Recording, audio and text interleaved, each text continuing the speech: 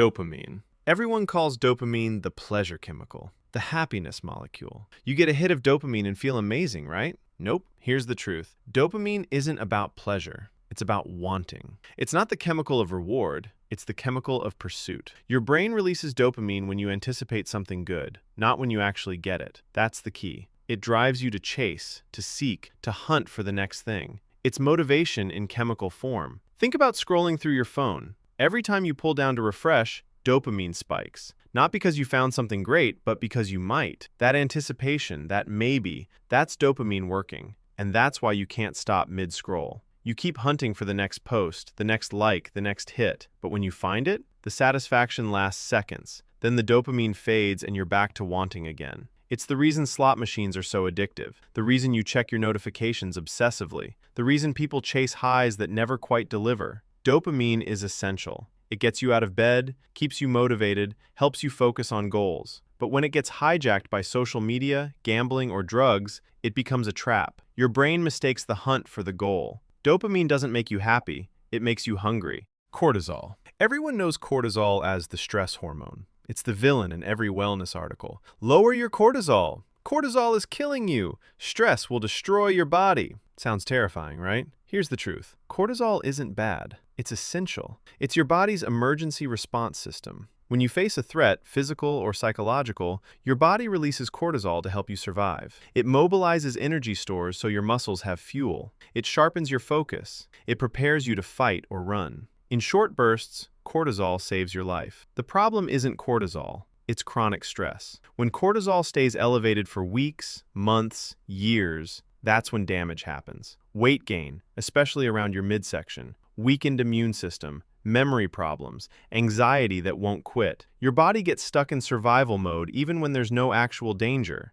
no emergency, no tiger chasing you, just work emails and bills and social pressure. High cortisol also disrupts sleep, because when cortisol is up, your body thinks you need to stay alert. Rest becomes impossible. Over time, it wears everything down. Cortisol isn't the enemy, chronic activation is. It's designed for sprints, not marathons. Modern life keeps it running constantly. Cortisol is supposed to save your life in a crisis, not run in the background of your entire existence. Norepinephrine. Norepinephrine is your brain's wake-up call. Most people have never heard of it, but they feel it every single day. That jolt when your alarm goes off? Norepinephrine. The sharpness you feel right before a deadline? That's norepinephrine too.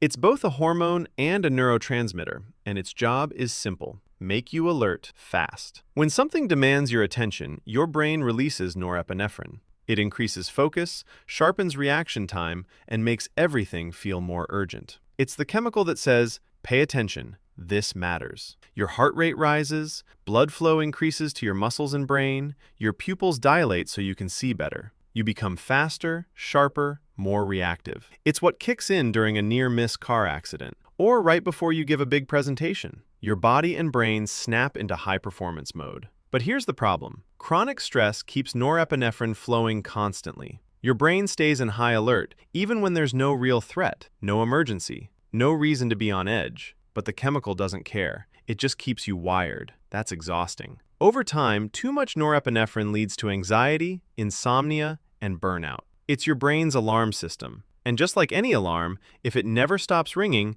you stop hearing the real emergencies.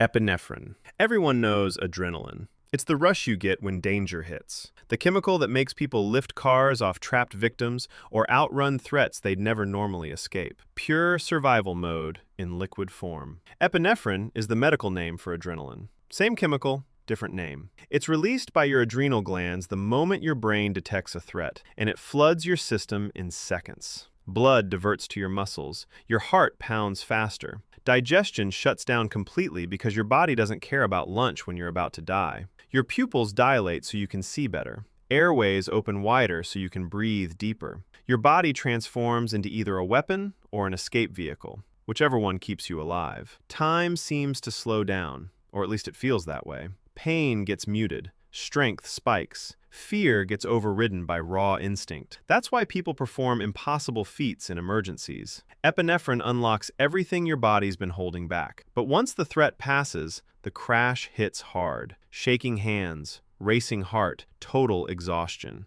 Your body just burned through its emergency reserves, and now it's empty. Epinephrine saves lives, but it's meant to be rare. Some people chase it through extreme sports, horror movies, risky behavior. Your body isn't designed to run on emergency mode constantly. Epinephrine makes you superhuman for a moment, but you pay for it later. Acetylcholine. Acetylcholine doesn't get much attention, but without it, you'd be a statue. It's one of the first neurotransmitters scientists ever discovered, and it controls two massive systems at once. First job, muscle movement. Every time you move, walk, type, blink, acetylcholine tells your muscles to contract. It's the messenger between your brain and your body, the signal that turns thought into action. Without it, those signals just stop. Your brain sends the command, but nothing happens. Second job, memory and learning. Acetylcholine is heavily involved in attention, focus, and forming new memories. When you're concentrating hard or trying to remember something,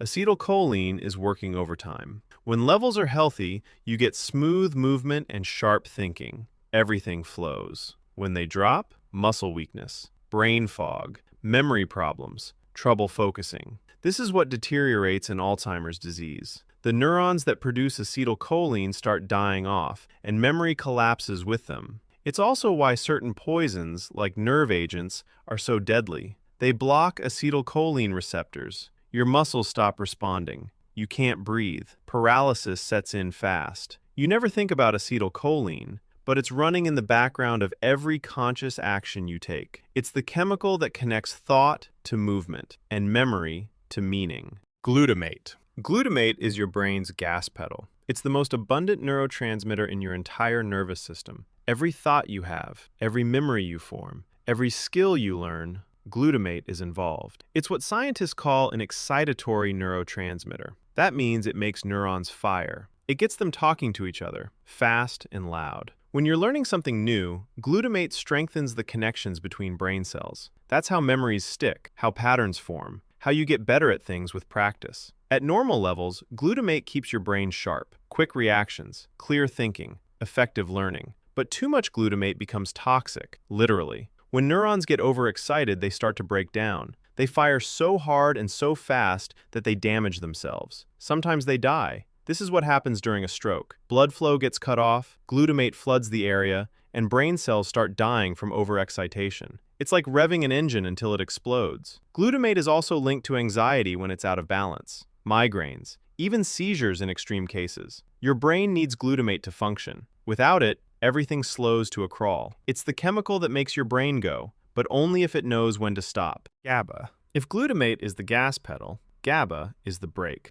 It stands for gamma-aminobutyric acid, but just call it GABA. It's the main inhibitory neurotransmitter in your brain. While glutamate makes neurons fire faster, GABA slows them down. When your brain is moving too fast, firing too hard, GABA steps in and calms everything. It reduces excitability throughout your nervous system. It's what keeps your thoughts from spiraling into chaos. Without GABA, your brain would be in constant overdrive. No pause button, no way to stop. When GABA levels are balanced, you feel calm, focused, in control. Your thoughts move at a manageable pace. When GABA is low, anxiety, racing thoughts, insomnia, panic attacks. Your brain becomes a runaway train with no way to slow down. This is why alcohol and benzodiazepines make you feel relaxed. They enhance GABA activity. They're artificially hitting the brakes, but that's also why they're so addictive. Your brain starts depending on them to calm down. Over time, it forgets how to do it naturally. GABA is what allows you to relax, sleep, and think clearly. It's the off switch your brain desperately needs. Without GABA, every thought would feel like an emergency, and you'd never stop running from yourself. Endorphins. Endorphins are your body's natural painkillers. Everyone's heard of them. That runner's high people talk about? Endorphins. The reason you can keep going after getting hurt? Endorphins. The name literally means endogenous morphine. Morphine made inside you.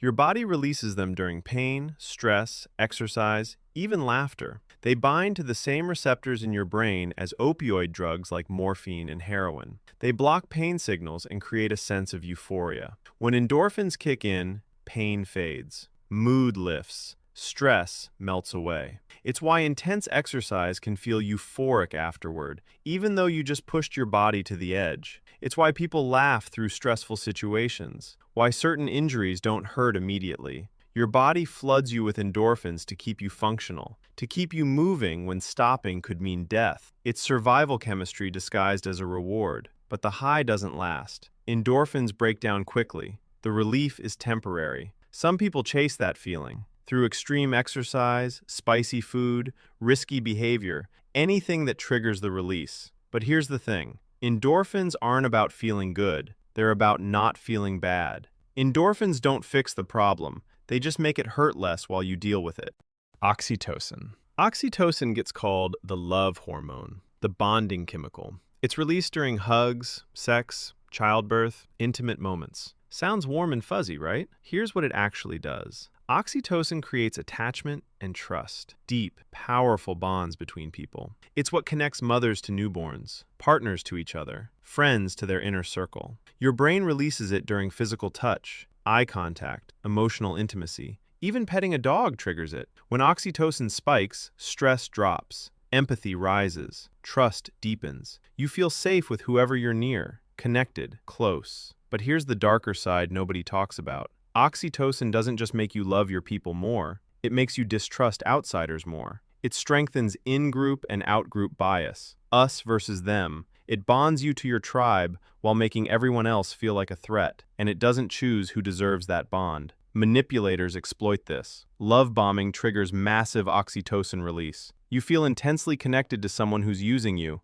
That's why abusive relationships are so hard to leave. Your brain can't tell the difference between healthy attachment and toxic attachment. Oxytocin makes you feel connected. It just doesn't check if the connection is worth keeping. Vasopressin. Vasopressin is oxytocin's more intense, possessive cousin. Most people have never heard of it, but it shapes behavior in powerful ways. It's the chemical behind loyalty, protection, and territorial bonds. Vasopressin is both a hormone and a neurotransmitter. In your body, it regulates water retention and blood pressure. Pretty straightforward. In your brain, that's where it gets interesting. Vasopressin drives long-term bonding, especially in males. It's what makes rodents mate for life. It's what makes humans fiercely protective of their partners, their family, their territory. It creates deep, lasting attachments. But unlike oxytocin's warmth, vasopressin brings intensity. When it's active, you don't just bond, you guard that bond, hard.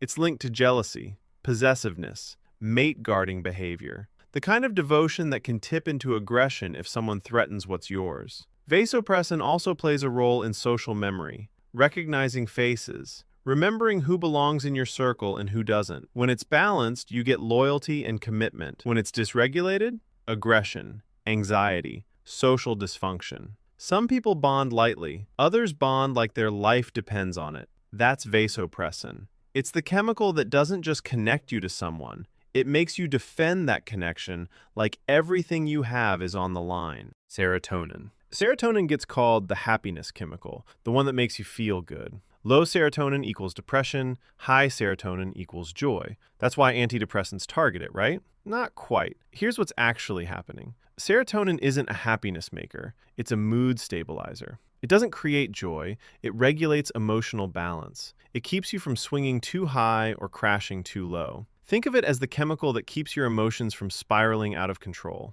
And here's something most people don't know. About 90% of your serotonin isn't even in your brain. It's in your gut. That's right, your digestive system. Serotonin controls way more than mood. It regulates digestion, sleep cycles, appetite, even body temperature. It's a multi-system stabilizer running quietly in the background. When your levels are balanced, you feel calm, steady, content. Not euphoric, just normal. When they drop, irritability, anxiety, sleep problems, digestive issues, your emotional baseline shifts and everything feels harder. SSRIs, those common antidepressants, don't flood you with happiness. They just prevent serotonin from being reabsorbed too quickly. They're not adding joy, they're stopping the crash. Serotonin doesn't make you feel amazing. It makes you feel like yourself. Melatonin. Everyone thinks melatonin is a sleeping pill you can just pop. Take a tablet, knock yourself out, wake up refreshed. Sounds simple, right? Here's the truth. Melatonin doesn't make you sleep. It's a signal. not a sedative. Your brain produces melatonin naturally when it gets dark outside.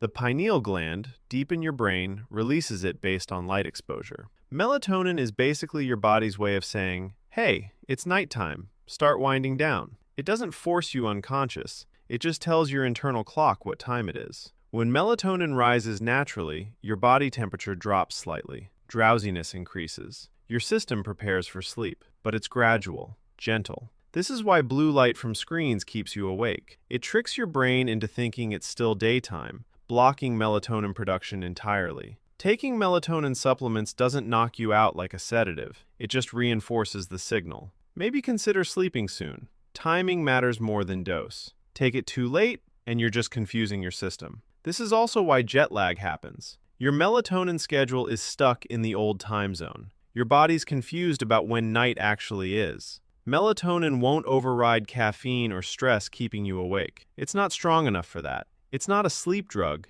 it's a darkness signal.